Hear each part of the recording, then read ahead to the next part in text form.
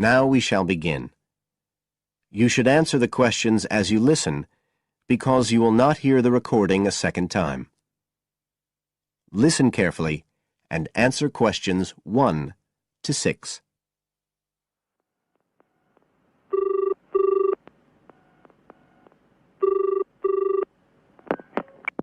Environmental Health Department, Paul speaking. Oh, hello. I wanted to report a vehicle that's been left parked near where I live. I think it's been abandoned. I wondered if the council could arrange to get it towed away. Have I got through to the right department? Yes, you have. If I could just take a few details. Your name, please? Mrs. Shefford. Thank you. It's not my vehicle, though. I just thought someone ought to report it. No, that's fine. What I need to do is take some details first, then we can decide what to do about the problem. Oh, I see. So the next thing I need to know is your address. Right, it's 41 Lower Green Street, Yes? Barrowdale. And the postcode's WH4 5JP. Fine. And if I could just ask for a telephone number. It's 01778 552387. I'm out quite a lot, but you can just leave a message on the answer phone if you need to. Or I could give you my mobile number. That's all right, don't worry. Now, could you tell me a little more about this vehicle? You say it's been abandoned. Well, it certainly looks like it. Can you give me an idea of where it is? Yes, it's near the main road that goes through Barrowdale. Is that the A69? Yes, that's right. Now, there's the primary school just towards the end of the village, and then next to that, next to the children's playground, there's a field, and it's in there. Oh. I wonder how it got in there. Well, there's a gate to allow farm machinery in and out. I thought something ought to be done about it. The children from the school might start playing in the vehicle and lock themselves in or something. Yes, you are quite right to report it. And what type of vehicle are we talking about here? It's a van, actually. You know, the sort with just a couple of little windows at the back. Right. You don't happen to know the make and model, do you? Oh, yes. I went and had a look and got all the details. I thought you might need them.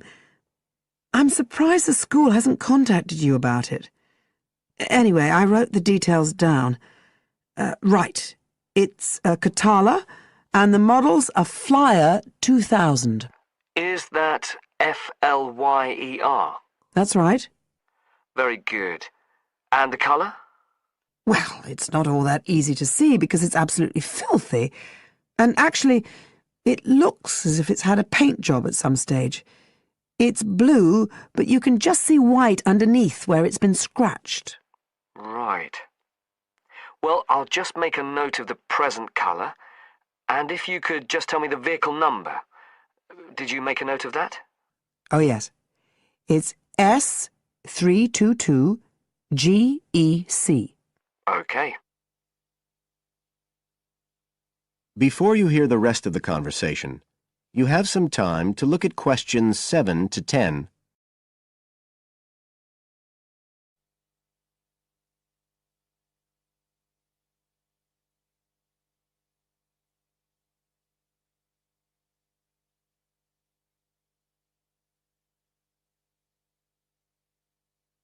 Now listen and answer questions 7 to 10. And it sounds as if the general condition of the vehicle isn't too good, from what you say. No, it's pretty poor. It wouldn't be drivable. It's got a flat tyre and there's a crack in the windscreen. I reckon someone just wanted to get rid of it. That's usually the way. It's been there for nearly a week. No, it must be 8 days. I remember it was a Sunday morning when I noticed it. It wasn't there the day before. I walk past it most days on the way to the shops. I'd have thought the school would have reported it. Does the field actually belong to the school? No, it's part of Hill Farm Estate. Right. I'll just make a note of that. And I don't suppose you have any information about who might own the vehicle? No, I've no idea. So what will you do now? Well, we'll come and have a look and see if we can trace the owner. And if we can't, The vehicle will be removed as rapidly as the law permits. It could be anything up to 20 days. One thing I should say, I'm quite sure this doesn't belong to anyone round here. I'd definitely recognise it if it was from someone who lived here. So you don't think it was anyone local? Right. I'd say at a guess we're looking at a stolen vehicle here. I did wonder if it might have been. You hear such a lot about car thieves nowadays. Well, we certainly will be looking into that possibility. Anyway, thank you for contacting us, Mrs. Shefford, and we'll keep you informed of what happens. Right. Thank you very much. Goodbye. Goodbye.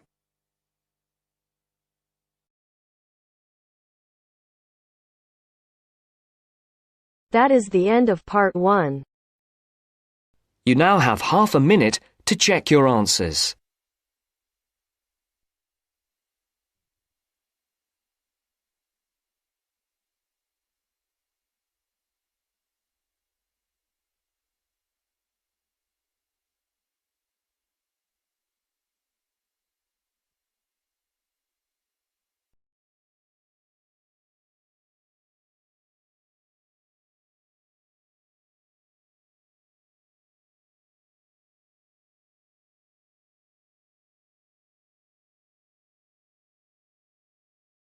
Now turns to part 2. Part 2. You will hear a tour guide giving a talk about a relaxation centre. First, you'll have some time to look at questions 11 to 14.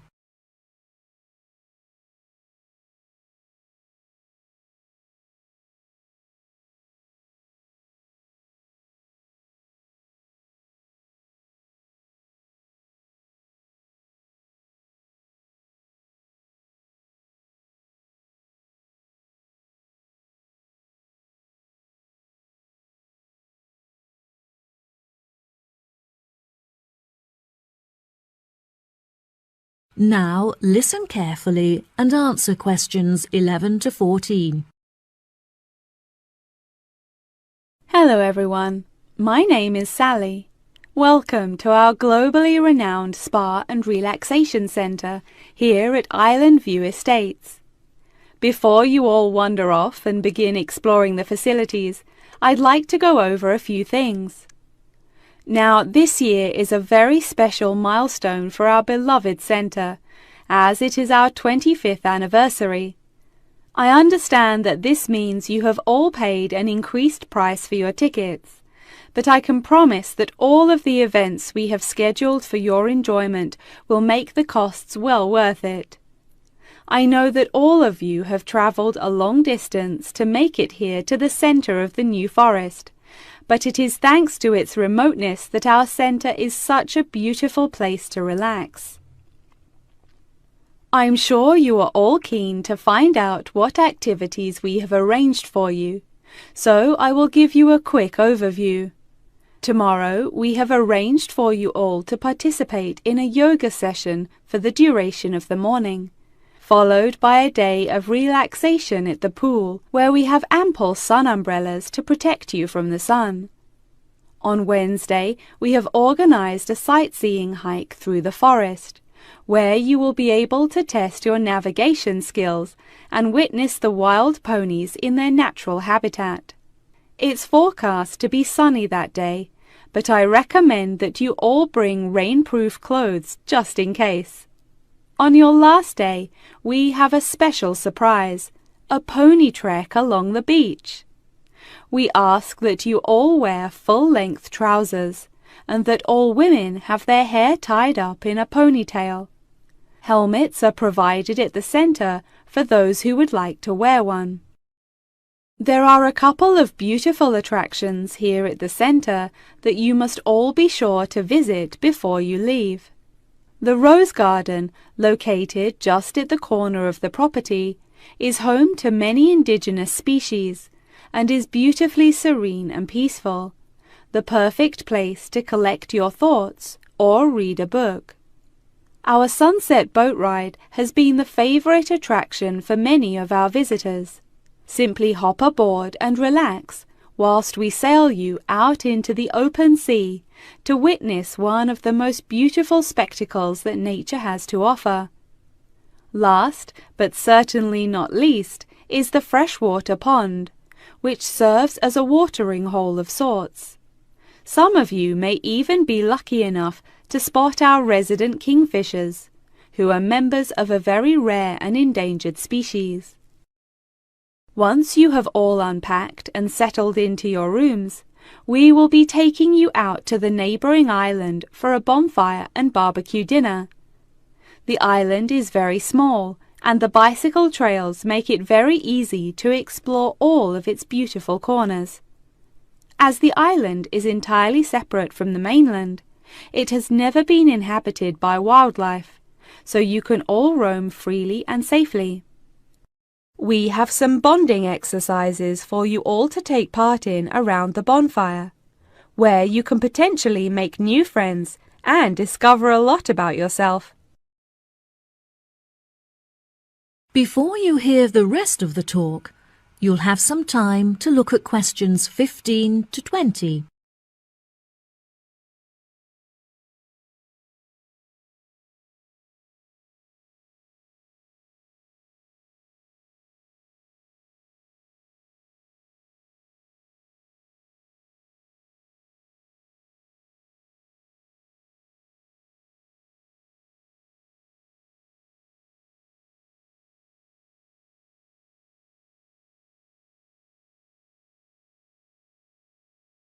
Now listen and answer questions 15 to 20. Now, let me tell you a little bit about the facilities that the resort has to offer. For those of you keen on indulging in a little bit of retail therapy, just wander along to our tourist centre, where we have a wide selection of presents on sale at reasonable prices. If you are feeling more drawn to the natural surroundings and scenery, I recommend that you take a trek up the mountain, where you can enjoy the panoramic outlook from the peak. For a bit of cultural indulgence, why not pay a visit to our small on-site theatre, where you can enjoy watching a range of movies and check out some works by our resident street artists. Just a 10-minute walk down the road is the local art museum, where you can roam around the sculpture courtyard or admire the many artworks on display. Here at the resort, we are incredibly lucky to be located right next to a nature reserve, where many species of endangered wildlife live in the pond. Just on the bank is a small hut where visitors can observe the fish and birds in their natural habitat. Now, if any of you are interested in history, you have the very interesting opportunity to visit the ancient building at the south side of the grounds. The building is now a museum. However, it originally served as a jail for those charged with crimes of treason against the royal family. Well, that just about rounds it up. Now, if anyone has any questions? The end of part 2. You now have half a minute to check your answers.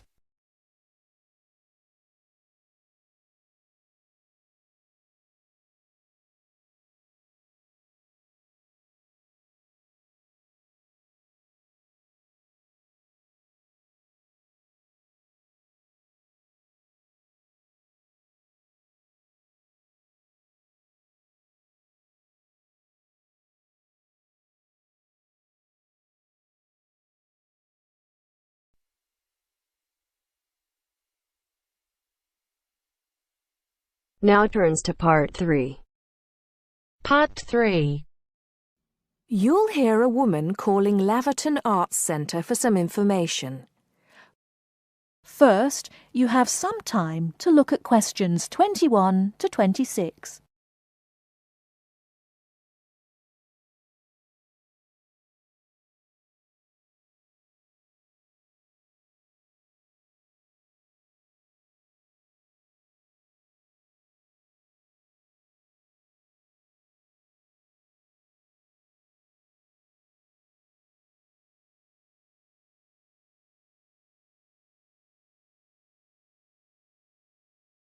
Now listen carefully and answer questions 21 to 26.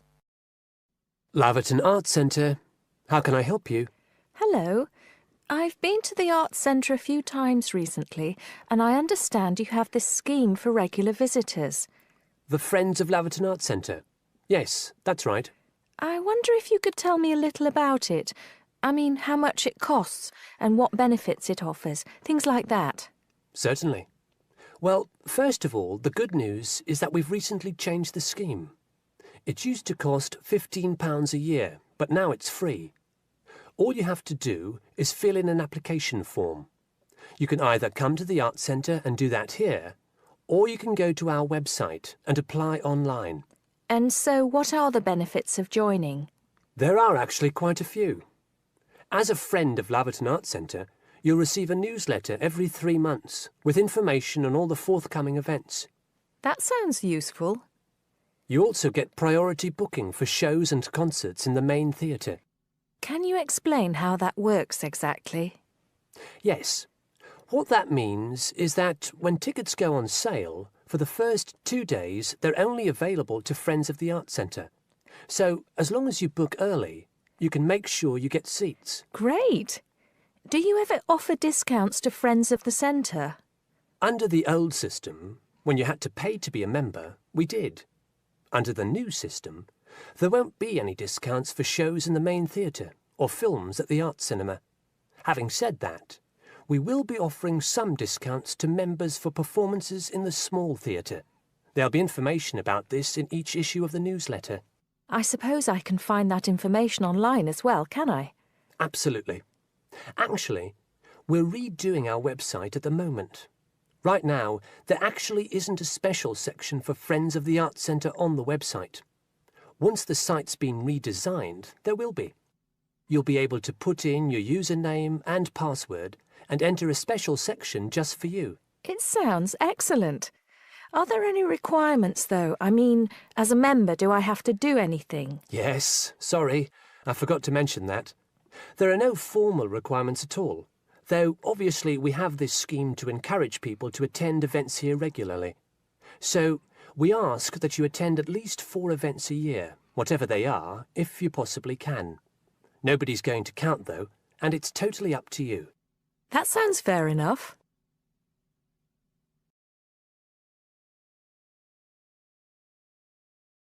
Before you hear the rest of the talk, you have some time to look at questions 27 to 30.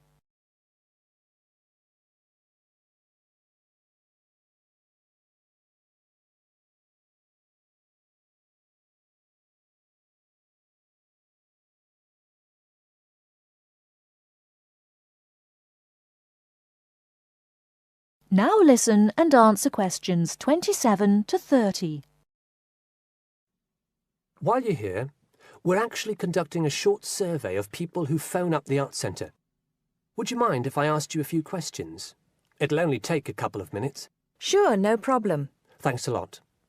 So, how many times have you visited Laverton Arts Centre in the last 6 months? Well, I've only lived in the area for the last 4 months, so not that many times. 3, I suppose. Yes, that's right. Fine. And how did you first find out about the Arts Centre? Let me think. Oh, yes, a friend invited me to a concert, and I came with her. Have you ever seen a film at the Arts Cinema here? No, I haven't, to be honest. In fact, until you mentioned it earlier, I didn't realise you even had a cinema. One more question. If we offered a free tour of the Arts Centre, including things such as going backstage to look at the dressing rooms, would you be interested in going on it? Oh, yes, definitely. I think a tour like that would be very interesting. I'd even pay for it. That's great. Thank you very much for your time. Thank you.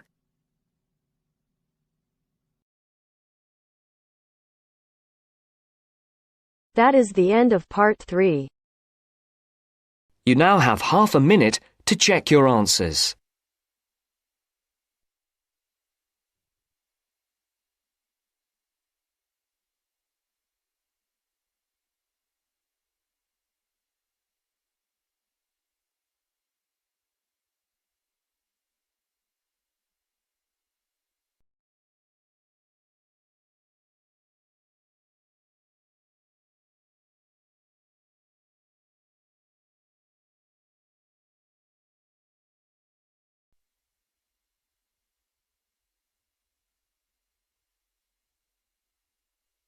Now turns to Part 4.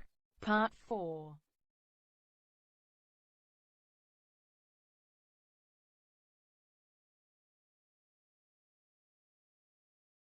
You will hear a talk about a research project on the tiger shark. First, you have some time to look at questions 31 to 40 on pages 7 and 8.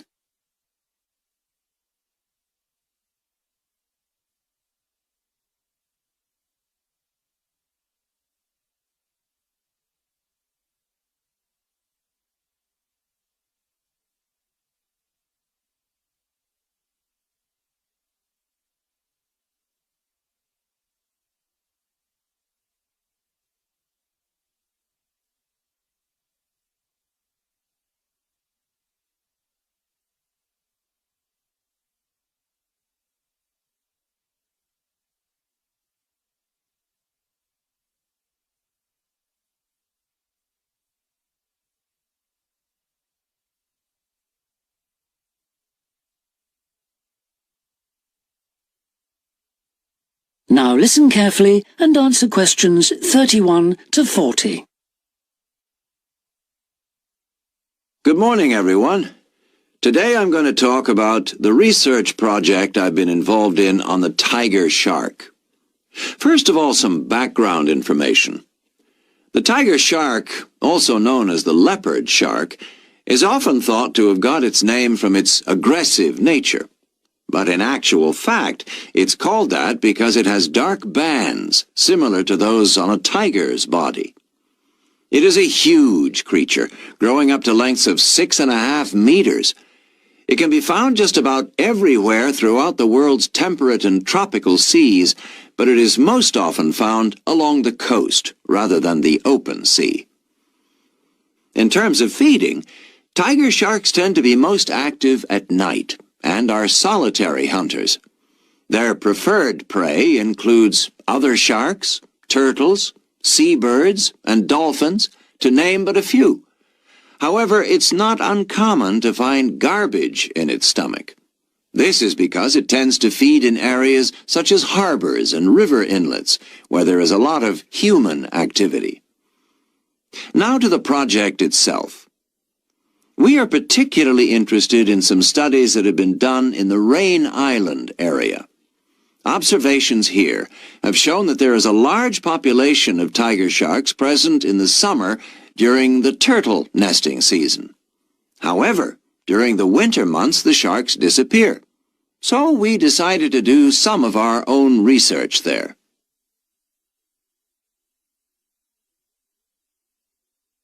The first step was to tag a number of sharks so that we could follow their movements. To do this, we first needed to catch the sharks. Early in the morning, we baited lines with large bits of fish and set them in place. These lines were then checked every 3 or 4 hours. If no sharks were caught, the baits were replaced. Once a shark had been caught on one of the baited hooks, it was pulled in close to the boat and secured, so that we could carry out a number of brief activities to aid our research. This usually took no more than about 10 minutes, and was carried out as carefully as possible to minimize any stress to the shark. Each of the tiger sharks that we caught was measured and fitted with an identification tag, and also a small amount of tissue was taken for genetic studies. For some larger sharks over 3 meters long, we also inserted into the belly a special acoustic tag capable of sending satellite signals, while on other large sharks we attached a camera to the dorsal fin to enable us to study the behavior and habitat use of the sharks. After this, the shark was released, and we were able to follow its movements. So what was the purpose of all this tagging? Well, while we were already familiar with some aspects of the tiger shark's behavior and food sources, what we hoped to do in this project was to see exactly what factors affected the migration patterns of tiger sharks and whether it was, in fact, food, weather, and reproductive needs. These are some of our findings. On February 21st, a large female shark, whom we named Natalie, was attracted to our research boat at the northern tip of Rain Island and fitted with one of the satellite tags I've just mentioned. No transmissions were received from Natalie between April 2nd and April 29th, indicating that she didn't surface to feed during this period. The area in which she was last reported is very shallow, suggesting that she may have changed her feeding preferences during this period to focus on prey found on the sea floor. We also made a number of other discoveries, thanks to the various transmitters we used. It seems that tiger sharks move back and forth between the ocean floor and the surface quite often.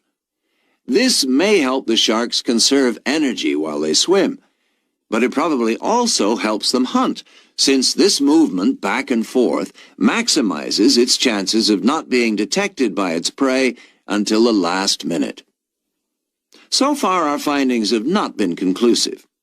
However, we have gained some very interesting insights into the behavior of tiger sharks and are now hoping to develop our research further.